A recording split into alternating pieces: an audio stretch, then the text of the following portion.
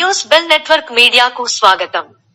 శ్రీకాకుళం జిల్లా ఇచ్చాపురం పట్టణంలో జరిగిన తెలుగుదేశం పార్టీ భారీ బహిరంగ సభ. వివరాల్లోకి వెళ్లినట్లయితే ఇచ్చాపురం కేంద్రంలో ఉన్నటువంటి స్థానిక రాజుగారి మైదానంలో జయహో బీసీ తెలుగుదేశం పార్టీ మీటింగ్ నిర్వహించారు. ఇందులో శ్రీకాకుళం జిల్లా పార్లమెంట్ సభ్యులు కింజరాపు రామ్మోహన్ నాయుడు మరియు ఇచ్చాపురం నియోజకవర్గం శాసనసభ్యులు బెందాళం అశోక్ తో పాటుగా తెలుగుదేశం నాయకులు, తెలుగుదేశం కార్యకర్తలు, తెలుగుదేశం అభిమానులు భారీగా పాల్గొని జయహో బీసీ సభను నిర్వహించారు. ఇందుకు అభిమానులు, నాయకులు, కార్యకర్తలు బైక్ ర్యాలీలుగా సభా ప్రాంగణం వద్దకు చేరుకుని సభను నిర్వహించారు. ఈయన ఒక్కడే కానీ ఈయన కవతలు ఎంతమంది ముగ్గురిని పెట్టారు అంటే ఒక్కరితో పని కాదని చెప్పి ముగ్గురికి పదవులు ఇచ్చి వాళ్ళందరికీ కూడా పోటీకి దిగుతున్నారు. ముగ్గురికి కాదు, 100 మంది కాదు, 1000 మందికి పదవులు ఇచ్చినా సరే ఇచ్చాపురంలో తెలుగుదేశం పార్టీని ఓడించే దమ్ము ఏ ఒక్కరికి కూడా లేదని తెలియజేస్తున్నారు. అది తెలుగుదేశం పార్టీకి ఇచ్చాపురం ప్రజలకి ఉన్నటువంటి అవినాభావ సంబంధం. ఆ సంబంధం ఇప్పుడు 82లోనే ఏర్పడింది.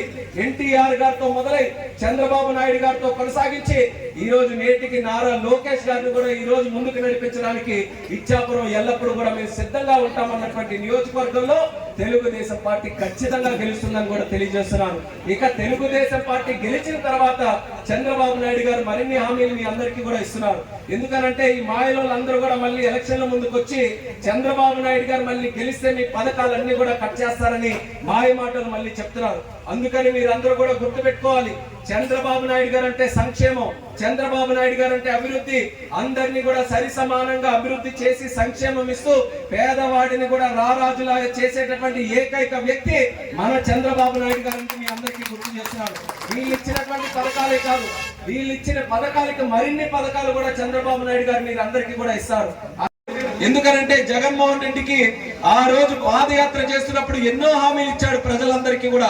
ఆకాశంలో ఉన్నటువంటి నక్షత్రాలు కూడా తెచ్చి మీ ఇంటి దగ్గర పెడతాను, చందమామ కావాలంటే చందమామ తెస్తాను, సూర్యుడు కావాలంటే సూర్యుడు తెచ్చి పెడతానని మాయ మాటలు చెప్పి మభ్య పెట్టించి ఆ రోజు ఓట్లు వేయించుకున్నాడు. ఒక్క ఆశని చెప్తే అందరూ కూడా ఆశపడ్డారు, మోసపడ్డారు. ఇంకా చాలా మంది అయితే ముద్దులు పెడుతున్నాడు కదా మా వాడు ముద్దులు పెడుతున్నాడని దాని మీద కూడా చాలా మోస్తూ అందరూ కూడా ఓట్లు వేశారు. కానీ ఆ రోజు ముద్దులు పెట్టినటువంటి ఆ నాయకుడు తీరా గెలిచి ముఖ్యమంత్రి అయిన తర్వాత ఏ ఒక్కరిని విడిచిపెట్టకుండా మీపి మీద గుద్దులే గుద్దులు గుద్దుతున్నాడని కూడా మీరు అందరూ గుర్తుపెట్టుకోవాలి.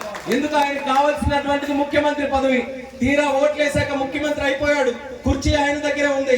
5 సంవత్సరాల వరకు ఎన్నికలు రావు, ఎవరు కదపడానికి లేదు. ఇంకా ప్రజలెందుకు, ప్రజల సమస్యలు ఎందుకు, ఇచ్చినటువంటి హామీలు ఎందుకు, అన్ని కూడా గాలి వదిలేసి ఈ రోజు ఆయన మాత్రం డబ్బు సంపాదన మీద శ్రద్ధ వహించి ఆ డబ్బు సంపాదించుకుంటున్నాడు.